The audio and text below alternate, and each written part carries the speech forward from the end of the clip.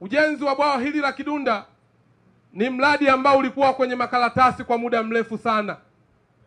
Mheshimiwa Rais Daktari Samia Suluhu Hassan ameingia na akasema bwawa hili lazima tulijenge. Tuli experience mabadiliko ya tabia ya nchi.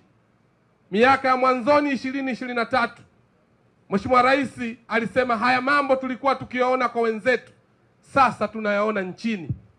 Lazima tujue namna ya kuishi na mabadiliko ya tabia ya nchi.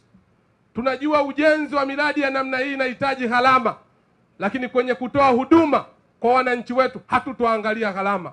Lazima tufanye maamuzi juu ya ujenzi wa mradi huu mkubwa. Mheshimiwa, mradi huu unagharimu zaidi ya bilioni 336. Mradi huu una uwezo wa kuhifadhi maji zaidi ya bilioni 190. Mradi huu utakuwa na uwezo wa kuzalisha umeme zaidi ya megawati 20.8. Mradi huu juu ya ujenzi wake, Mheshimiwa Waziri Mkuu, tuna vijana wetu wa Kitanzania wamefaidika zaidi ya 650 juu ya ujenzi wa mradi huu. Lakini wananchi wa hapa Morogoro, maeneo ambayo yalikuwa hayapitiki, leo tumejenga barabara zaidi ya kilomita 75. Kwa lugha nyepesi nataka nizungumze, Mheshimiwa Waziri Mkuu, mradi huu wa Kidunda ndio mradi ambao utakwenda kuudunda mgao wa maji na ukame na mabadiliko ya tabia nchi kukamilika kwake. Kwa hiyo Mheshimiwa Waziri Mkuu, ujio wako naamini sina mashaka, umekuja na waziri wa fedha, umekuja na waziri wa kilimo, umekuja na naibu waziri wa nishati, watu wa mazingira, waheshimiwa wakuu wa mikoa wa Pwani na Dar es Salaam pamoja na Morogoro. Hapa yanakwenda kufanyika maamuzi.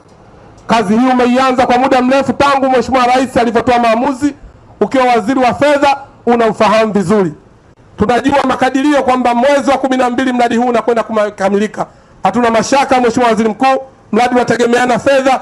Sisi tumejipanga kwenye usimamizi, ufuatiliaji ili kuhakikisha mradi huu unakamilika kwa wakati, wana Pwani, wana Dar es Salaam na wana Morogoro ili waweze kufaidika na mradi huu. Lakini yapo maombi ya Mheshimiwa mbunge Babu Tale juu ya ukamilikaji wa mradi huu, wananchi wake wa vijiji hivi vipate maji. Tunakwenda kuwapatia huduma ya maji safi na salama.